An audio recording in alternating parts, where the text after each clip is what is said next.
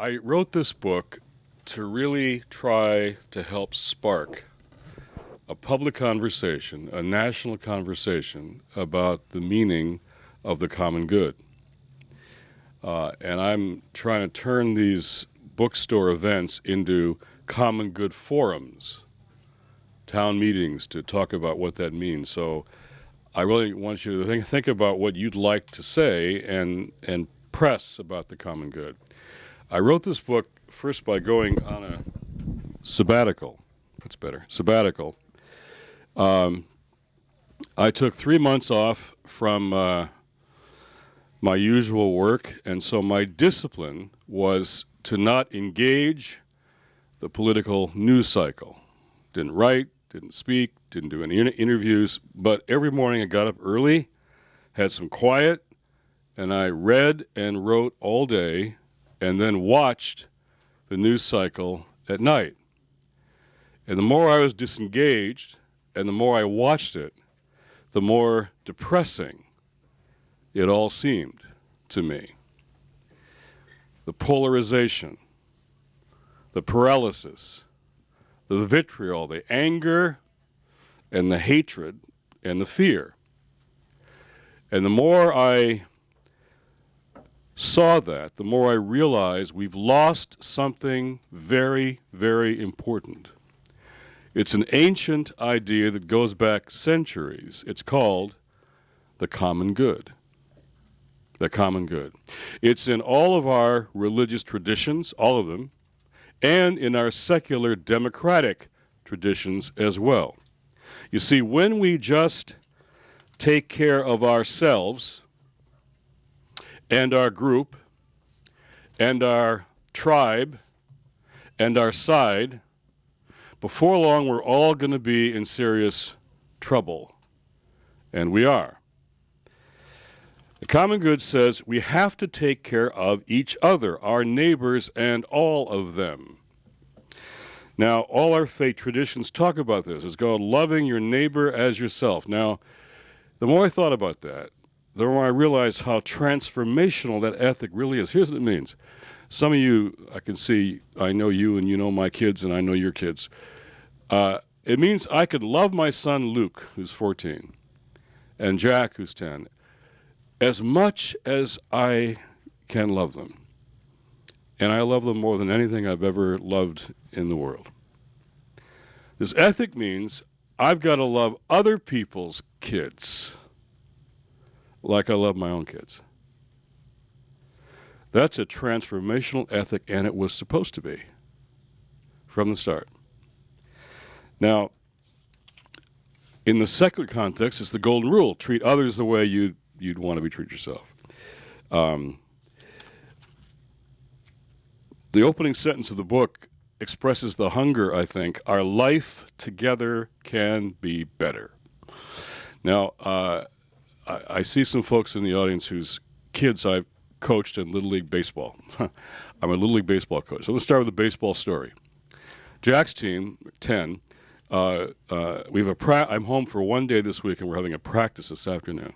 Okay, but last spring, this team was the youngest team in the league. They were 9-year-olds, and because we're so young, we lost our first 4 games, and the 5th game wasn't looking very good. We were down 5-0 in the 5th.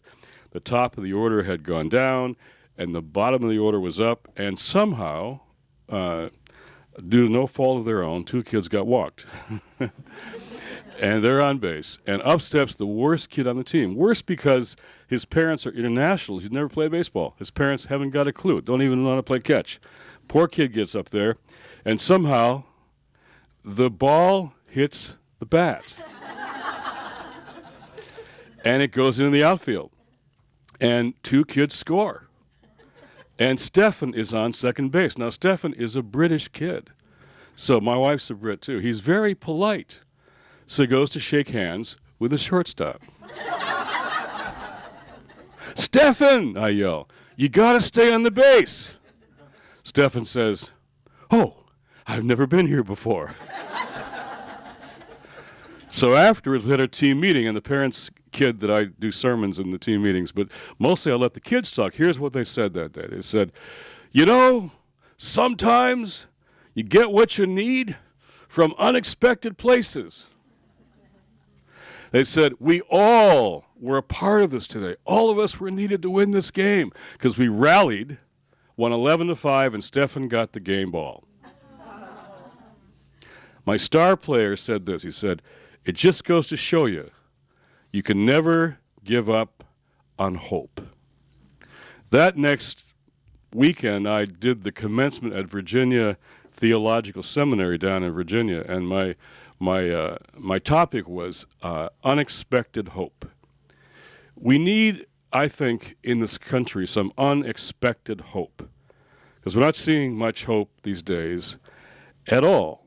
So I'm trying to, in this book, trying to say, how do we understand what the common good is? Now, journalists have already asked me, well, what is the common good? It's a fair question. Or what does it mean to be on God's side? Well, my favorite Lincoln quote is right here on the front cover. My concern is not whether God is on our side, says Lincoln. My greatest concern is to be on God's side. Now, I would take inner city kids to tutor them when I'm teaching kids how to read. I take them down to the memorial, and we'd stand there and look at that second inaugural address. And with the kids, I help them sound out, syllable by syllable, sentence by sentence, to teach them how to read and get those words with malice toward none and charity toward all. I love to do reading tutoring in front of the second inaugural address. Lincoln wasn't always sure what it meant to be on God's side. But he flipped the question. Don't claim God to be on your side, your nation, your religion, your party, your group. Ask what it means to be on God's side. It's a statement of humility. Religion should provide maybe not so much easy certainty, but a deeper reflection. Also, what's the common good? We had a great discussion last night at NYU in New York City. I did it with Ariana Huffington, and we just had this great crowd of students and young people. What's the common good? It was a great forum on the common good. And the book tries to ask what that means in relationship to the economy, the role and purpose of government, the meaning of democracy now where checks have destroyed all the balances in our public life, I would say. Even globally, what does it mean to be a neighbor? So I tell a story in the book about how, that baseball story is there too, by the way. But I was with some folks at a press conference at the press club on the Congo, and so they're talking about the dirty minerals in the Congo and how the dirty minerals are all needed to make our cell phones. So I'm the lunchtime speaker, the religious speaker at lunches. You try to inspire people while they're having their sandwiches. That's your job. And it wasn't a religious crowd, which I always enjoy, not to be a religious crowd, because religion has no monopoly on morality. I always tell religious people. But I said, okay, get your cell phones out. I said, no, I mean it, get them out. And they're eating their lunch. No, I mean it, get your cell phone out. And they got them out. I said, this is your significant other. So you spend more time with every day than anybody, anything else. This is your significant other. So I would say, then I read him the story of the Good Samaritan, the gospel story of, there's a lawyer who says to Jesus, who is my neighbor? Now, the lawyer in the story is a Washington lawyer. Because he doesn't say, who is my neighbor? I want to help. He says, okay, who's my neighbor? I'm trying to avoid responsibility here. Who's my neighbor? Jesus tells a story about somebody who crossed boundaries, religion, class, region, boundaries to help somebody on the side of the road. So I said, whoever helped to make this cell phone, whoever around the world was part of helping to make your cell phone, is your neighbor.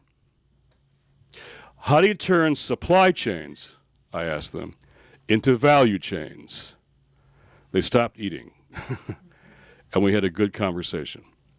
Now, it'd be easy for me to say that Washington, D.C. is getting it all wrong, and nothing's going right. And if they just read this, the publisher sent me 100 copies of the book for every senator. I think they were trying to be hopeful, you know. I'm telling you, that won't do it, okay? We'll pass them out. That won't do it. Because here's the deal. If you look at the sequester and the budget and all that, it's a clear example of we're not finding the common good. We've lost it. But I'm telling you, same people, same senators, same political leaders, same place, same time, same city are getting something else right. We're going to have, I'm going to predict today, comprehensive immigration reform before the August recess. The same people, I talk to all these guys all the time, they are really kind of looking forward to doing something good, something something together, they say. And these guys are never hopeful. And about this, they're hopeful. Okay, now part of it, we had a meeting, 12 interfaith leaders with the president just about 2 weeks ago. He said what we all know, part of this is political, it's true, the election and the power of the Hispanic vote really changed this question. But, he said, well, it isn't just that. You're raising a moral agenda here in the faith community. And that's changing this conversation. So, I find politicians need two things from the faith community. They need moral courage and political cover. Political cover. And right now, they're getting both. They're getting both. So there's a story in the book, I'll just briefly go through it here, but it's a wonderful story about how a week changed things in Washington, D.C.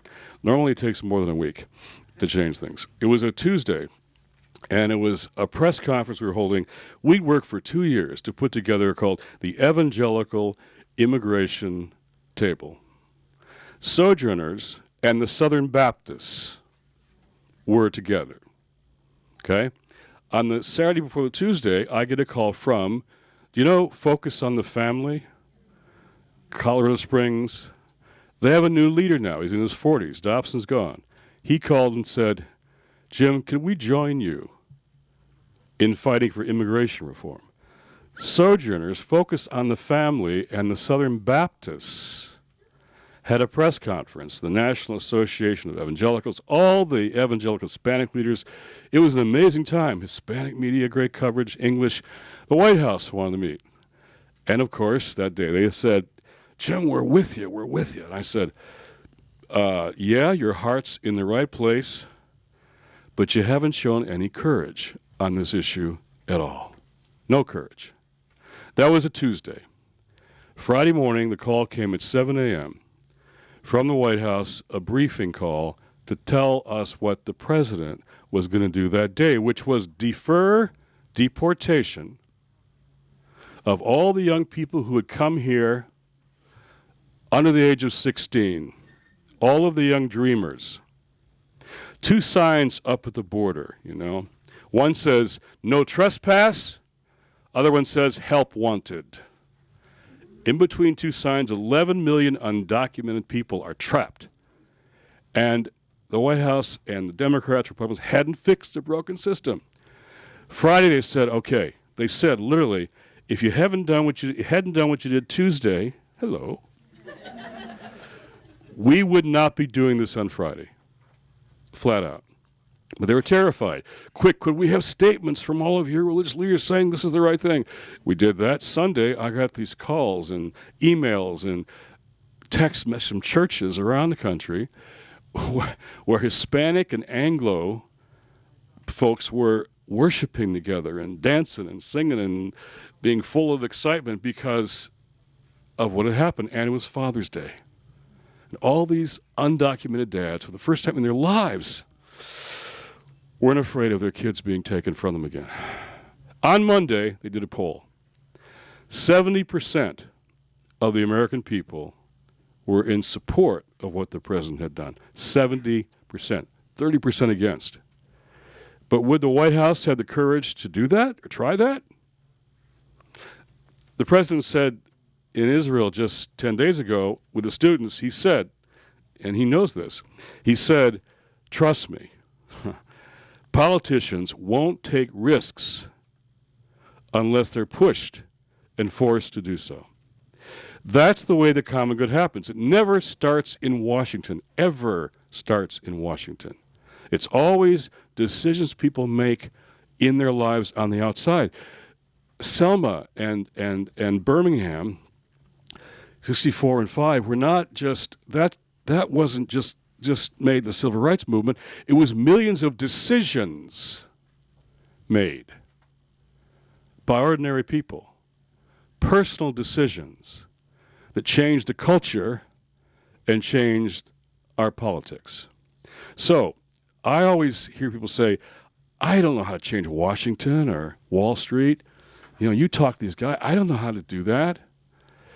And I want to say to us today that the decisions we make in our workplaces, in our congregations, in our communities, and a whole lot of the book is about in our households as parents and husbands and wives and kids and in our relationship to our immediate neighborhood. This whole idea of the neighbor, the story in the scriptures is always, we always define neighbor way too much as us and people like us. And the story in the scriptures, it's always extending, pushing beyond our comfortable boundaries. Who is our neighbor? So I'm telling people how you treat your neighbor. Okay, do you even know your neighbors? Do you even know your neighbors? Do you really have a neighborhood? How do you treat your neighbors who are poor? And if you don't have any neighbors who are poor, you're living in a bubble. What does it mean to extend yourselves beyond your bubble? There's all kinds of poor neighbors in this town, all kinds of folks and around the world. Or your undocumented neighbor. So I'm on a 6-week book tour, 18 cities, 40 events so far. I'm in hotels all the time. And, in New York, all the people who clean in my rooms are my undocumented neighbors. That's who they are. And those 11 million people, no matter what your policy on immigration is, they are in the biblical category of the stranger. So a rabbi told me the other day, he said, it's interesting. The only 3 places we're told to love in the Hebrew scriptures are love God, love your neighbor, and love the stranger, said the rabbi. The stranger was a big rabbis' conference. Rabbis know something about what it means to be a stranger. Welcome the stranger, okay? So what's happening in D.C. is they're having visits from pastors. We were in a White House meeting, and I won't tell you who, but you would know the people there. And they're pastors. And the White House says, well, we're only deporting the drug cartel and criminal people. And this pastor, he is old, white-haired, Orange County, California, megachurch pastor. He says, no, you deported Jose. And now his son Joaquin has joined the gang. No, we're only deporting the cartels. And I said, listen to the pastors. Okay? Those pastors are getting converted to their Bibles. It's great when people actually get converted by the things that they were supposed to believe the whole time. When people of faith actually say what their faith says they should say and do what it says they should do, 2 things happen. People are surprised, and then they're attracted time and time again. So what I go through here is I try and talk about what it would mean to talk about the common good in relation to, let's take the economy. I talk about the uneconomy. The uneconomy. It's unfair. It's unstable. It's unsustainable, and it's making people unhappy.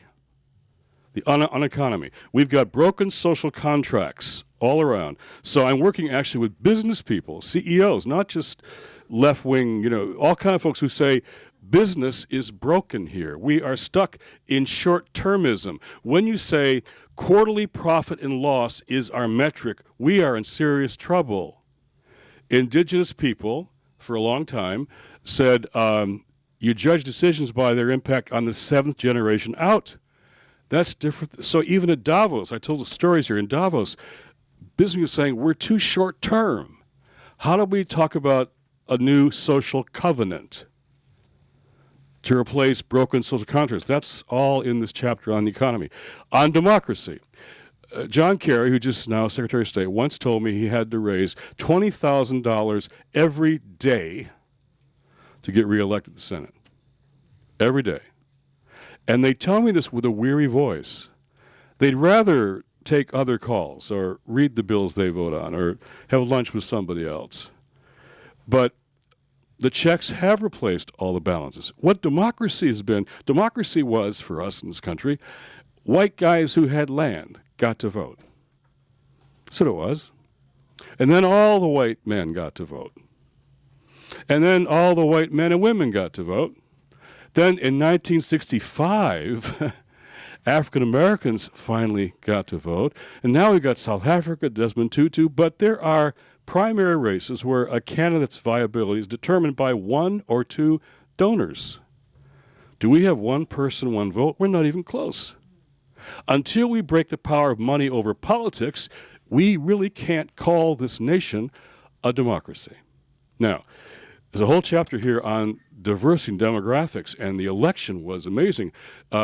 Chuck Todd said, a demographic time bomb went off in this election. For the first time now, ever, in the future, you can't win elections just with white votes. That's not, but, let me be clear, that demographics change with elections. The demographic that runs the country has yet to change. Has yet to change. So there's a whole chapter here on renewing democracy. And then a chapter on the biblical words for justice are best understood as making things right. I got put up on Glenn Beck's blackboard for months because Glenn Beck did this thing on his show. If your church or synagogue or your house of worship, if the word social justice appears on the website, or if the pastor or priest or rabbi or imam, if they say that in a sermon, run as fast as you can from that house of worship because it's socialism. It's communism. And so all I did was did a column that said, Glenn Beck had said this, so why don't instead we all just run from his show? So we had this, he would never talk, but but it was interesting to me how much justice, social justice was such a fearful thing for Glenn Beck. So I take all these issues, trafficking, homelessness, schools. Now let's take trafficking, big issue for young people. There are more slaves today, women and children, in sexual economic slavery than when William Wilberforce freed the slaves 200 years ago. And it's not just in Indonesia, it's in Washington, D.C. Okay? And I would say the violence against women, I want you to hear this, violence against women is probably, I think, the most hidden injustice in the world today. Every place. And until men start speaking out against it, it's not going to change. Now, for trafficking, I've got good friends. Kid last night, high school kids. The thing about this book tour, which is cool, I'm in my 60s, and half the audiences will be under 30 everywhere we go. We've had crowds 80%, 20-somethings. Last night was a high school student who came, and he wants to be a lawyer, and he wants to help rescue women and children from brothels. Well, there's a real future in that kind of work. But if you're going to end the problem, you've got to deal with more than just rescuing kids from the brothels. You've got to deal with what is, in fact, structurally causing this trafficking to spread so widely. So the Hebrew and Greek words for justice are making things right. If you care about something, go deeper. How to make it. Don't just take care of the victims, make it right. So the book talks about how to find common ground for the common good. I think immigration reform is one issue where we're doing it. There's a whole bunch of other things where I think we could find common ground for the common good, even apart from our and liberal conservative. I won't go into this too much, but there's a whole chapter here. The best conservative idea is personal responsibility. That's a really good conservative idea. I've lived in poor neighborhoods most of my life, and most of the people and families I know that have really risen out of poverty have had to make personal decisions and change how they make decisions. The best liberal idea is social responsibility, because you can't just do stuff with individual decisions. You've got to have, as the Catholics say, the condition, the relationships, the networks that make human flourishing possible. So why are these two at war? Personal and social responsibility. They are both necessary for the common good. You know that you raise your kids, you're teaching your kids personal responsibility for the sake of the common good. And yet people can't usually escape conditions without some kind of help and assistance. And we're at war and not finding how we can work together. So finally, at the end, I talk about those decisions and how they can really change cultures and change lives and even change politics. So what I want to do around the country is have this conversation. What's the common good? It's a generational discussion. It's multi-ethnic. It's multi-religious. It's going to be interfaith, but people with no faith at all. There'll be people in the back of the room. Every bookstore who will say at the end, they'll say, I'm not. I'm teaching at Harvard, and I always go around the room to say who's there in my first day of the course. And my first day, this kid says, he's a black church student. He says, I'm here because of my Lord and Savior Jesus Christ, and I'm going to follow God, and my professor is a famous Christian, and it's going to give glory to God. Hallelujah. This is the Kennedy School of Government. He's saying this. The woman next to him, you could hear her voice saying, oh, shit. And then she says, I'm a feminist, lesbian, agnostic. I'm here to give this one last chance. So they were friends by the end of the course. And so I told my students, if you're anywhere in between those two, you're kind of welcome here, So we'll have, a lot of folks won't come to churches, they'll come to bookstores because they're safe. And they'll say, I didn't know if I'd feel comfortable here, but I did. So we're going to have this conversation. So I want to have it with you today. What does it mean to talk about the common good? And who's the common, Who's the common? Is the common just us? And our party, ourselves. When I was in the sabbatical, I was changing channels, and the politics were different, but the tone was more and more the same. How we talk to each other, how we talk to the people who disagree with us. It's okay to disagree, and people who disagree with you aren't necessarily evil. And Solzhenitsyn said, good and evil runs through all of us. Good and evil in all of us, but the other side is, they're not patriotic, they're not religious, they're undermining. No. Let's start listening to each other, and ask ourselves what's right and what works. So I'll finish by saying, let's not go left or right. Let's go deeper. What does going deeper really mean? Our life together can, indeed, be better. That's the hunger, and that's what we have to figure out. So thank you very much. Now, the usual drill here is you get to raise questions or make comments. I prefer, the difference in comments and questions is questions like have a question mark at the end, which is always helpful, and the more people that ask questions in a brief way, the more people can get their voices in. So there's a microphone there and here. Please ask questions, and then we'll just talk for a bit. And yes, please. Okay, I have a question. Yeah. You're going to be going around the country to basically, create discussions at the community level about. Hopefully. Yeah. And is part of your goal to also kind of create or kind of be the catalyst for a movement at the local level for people to kind of come together and discuss for their communities? And if so, you have to have some sort of, at least some slight organizational formation to that. I mean, would you encourage the interfaith and interfaith coalitions to come together at the community level and to kind of lead it, so to speak? Well, there's already a lot of that going on, so we're kind of building on what's already there. For example, this Thursday, we're going to have,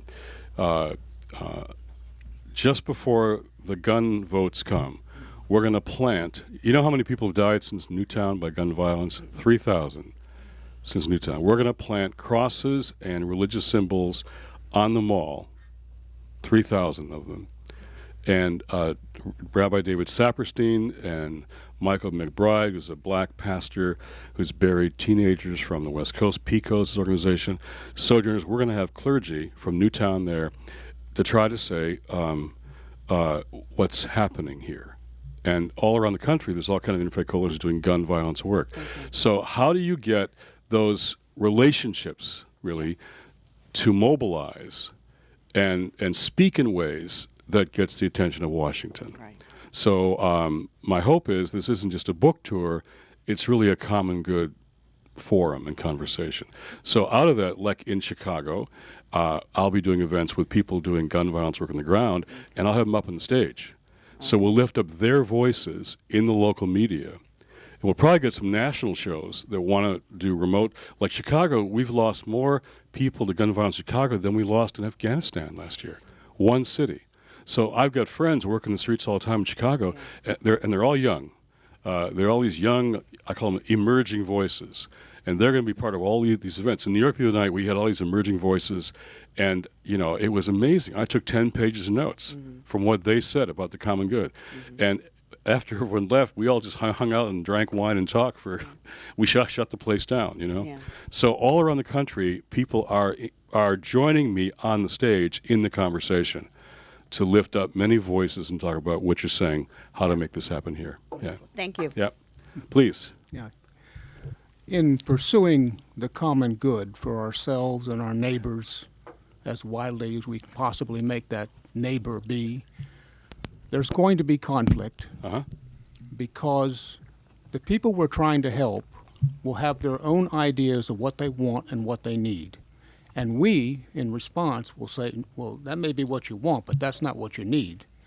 How will the common good pull us out of this clash? Well, the common good, as I said at the beginning, I can't sit here and say, these are the 6 things that define the common good. But I think it's the right question. Mike Gerson, who was a George Bush speechwriter, conservative, Washington Post columnist, he says on the back of the book, he says, Jim Wallis and I have a variety of differences on domestic and international policy, but there is no more message more timely or urgent than his call to actively consider the common good. So what's the metric is the question. Like on the economics chapter, if our metric is quarterly profit and loss for shareholders, we're going to be in serious trouble. So people at the World Economic Forum are saying we need different metrics. So this new social covenant has 3 values. 1, individual dignity. 2, the common good. And 3, this notion of stewardship of posterity and the planet. So we're having conversations with business people about what our metrics ought to be. And politics, we can disagree. And there's a letter in the book from a number of former members of Congress who wrote this wonderful letter, Republican, Democrat, and they say, we see each other as adversaries, yeah, but not enemies. And we agreed on some things one week and disagreed on something the next week. But we didn't see the other side as evil or enemies. We worked out our disagreements and found where we could do something together. That's just disappeared in Washington. I mean, people aren't even talking. Their families aren't living here anymore. They don't go out for drinks. I mean, literally, I talked to both sides about this, and they literally aren't talking, even looking at each other in the hallway sometimes. It's really polarized, and the veterans say more than ever before in their memory. So there's a whole chapter here called, we wrote something called A Covenant for Civility. And you had people who disagree in the faith community say how we disagree has got to become a discipline. So there's a whole covenant there on what civility means. So that's how we learn how to disagree. Yes? Well, my question is simply this. isn't this whole idea of a common good somewhat chimerical in a society where our whole incentive structure is based on self-interest? E.J. Dionne did an event for us at Brookings on Wednesday, and his book, Our Divided American Heart, which is here, came out in March, is brilliant about asking that question historically. He says we have two traditions in the country. One is individuality, and the other is the common good. And when they lose their balance, we're in trouble. And he thinks now we've lost our balance, where everything now is about individualism. And there are people, particularly on the libertarian side, who would say to me, there is no such thing as the common good. Margaret Thatcher once said there's no such thing as society. She said that. I think that's wrong. I think there is. But it's a commitment to saying, the Catholic bishops have a great line here. Here it is. Catholic social teaching. I think the new Pope kind of believes this, actually. Common good is the whole network of social conditions which enable human individuals and groups to flourish and live a fully, genuinely human life, otherwise described as integral human development. All are responsible for all. I love that. All are responsible for all collectively at the level of society or nation, not only as individuals.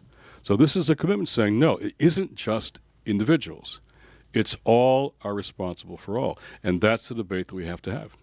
Yep. The first time my mom read The Chronicles of Narnia to me, I think I was 5. And I picked up your book, and I'm only on page 10, but it brought an idea to my mind as I was reading it. Power resides where people believe power resides, and if we're walking around looking for the communal good, acting as Edmund, then we're not going to be empowered. So how do we become Aslan? Chapter 2 is called The Lion, the Word, and the Way. Because I started this at a monastery. A good friend said, you've got to have a radical break from your routine, so I went to this monastery overlooking the Pacific in Big Sur, the Camaldolese, and they don't talk.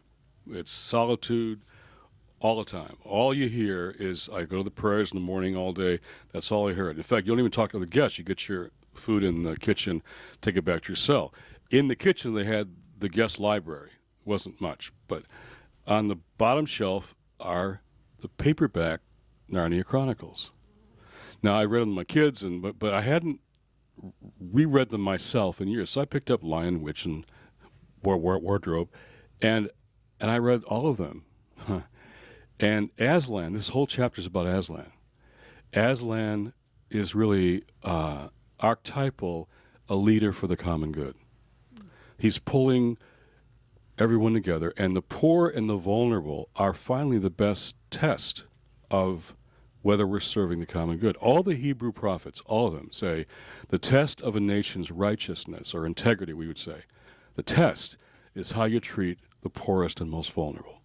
So bring it to politics. So I'm in an office of one of the Gang of 8 senators. You would know him. He's really trying to pull this together.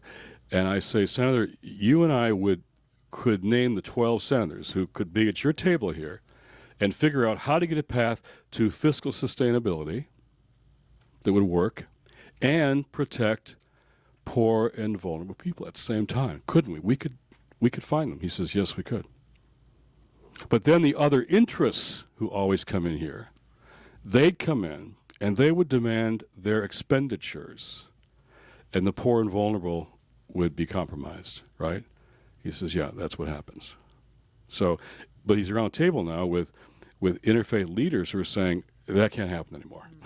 That's why we're here. So I felt there's 2 miles up to the monastery and back to the ocean. Every day I'd go up and down.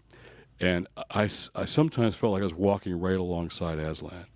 Aslan is wonderful because it's very personal and very cosmic. So you're walking alongside Aslan in the Narnia Chronicles, and he's talking to people about their lives and their choices, their vocations, who they're going to be, what they're going to do. But then he's also talking about what it means to be a Narnian, to take care of Narnia, which is people and animals and plants, and animals talk. It's a great story. But so there's a whole chapter here about Narnia and Aslan that I wasn't planning to write because I read in the Chronicles in the monastery. So that's my favorite chapter, actually, in the book. Yes. I wanted to ask you about personal responsibility because, like you, I believe in it. But I find the term is so misused frequently to take people away from social responsibility or to blame people for their problems. Right. So my question is, have you found another phrase, another way of talking about it that kind of gets away from that baggage? Well, in the book, I tell a story about how we used to run a neighborhood center in Columbia Heights, Sojourners, for years and years and years. And so we're working with kids every day. Literally, there are kids who came to our center. If they didn't come to our center, they would be dead. That's no exaggeration. That's not hyperbole. They would have been dead. And I know a lot of those kids still. And we didn't say to them, there's nothing you can do about your circumstances until we overcome poverty in America and racism. There's really, you're just inner city black kids. This is Columbia Heights before it got cool and hip. So I met Hillary Clinton. First time she was first lady. First year, she had a youth homicide discussion in her first lady office. So 10 of us were there talking to her about that. I went home. It was lunch. I went home to my neighborhood. There was yellow tape right across the street. A kid had gotten killed while we were having lunch, and never made the papers. No attention. This was a way of life, and our kids literally were in Bethesda. You can make mistakes again and again and again and again, and you get second, third, 12th chances. In our neighborhood, a kid would get maybe one chance to make a bad choice. So we didn't tell kids they couldn't do anything. We said, you got choices to make about turning an argument over a jacket into a lethal confrontation, learning conflict resolution, about doing your homework. We had tutoring every day, summer all day, about your sexual activity. So you know what helps young women decide not to be sexually active as teenagers? It's got less to do with condoms and more to do with self-esteem. If she thinks she is somebody and has a future and she's important, the older guys who hit on her, they won't get so far, So we're talking about choices. So all the people who ran those centers are all social justice types. We're all talking about systems all the time. But what we told the kids in our programs were, you got to make personal choices that make a difference in your lives. And yet we never talked about personal responsibility because we're afraid of how it was talked about, blaming the victim. We talked about justice all the time. And I'm saying in the book, let's try a different conversation here. Let's talk about how personal responsibility in the genuine sense, like, for example, there's a whole Brookings and liberal and conservative think tanks are doing a lot of work now on marriage and poverty. Okay? Only 7% of people under the poverty line are married. Yeah, marriage does help overcome poverty.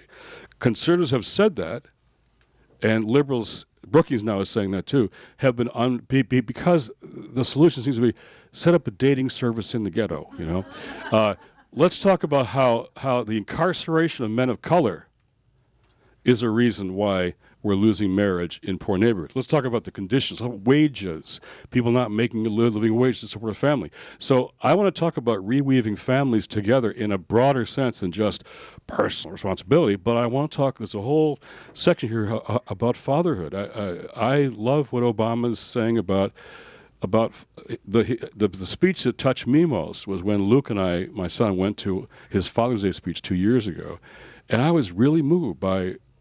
There's a whole commentary on that speech in this book, what he said about fathers and being good fathers and good parents. So I think we got to have a new conversation about personal and social responsibility that doesn't blame people, but says, let's call ourselves to a higher place here. But that's a really good question. Okay. I'm learning a lot from my son Luke. One thing I'm learning is texting, okay? And what we're doing on this trip, this is serious now, is we are asking people who want to become part of this conversation and do this conversation in their own places, their workplaces, their schools, their congregations. We want to provide them some help and some resources to help do that.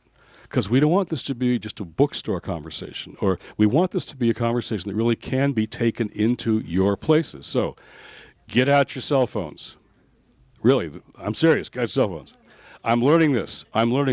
Most of you probably know it. I'm learning it. If you just text us, we'll supply you resources for carrying on common good conversations where you live and work.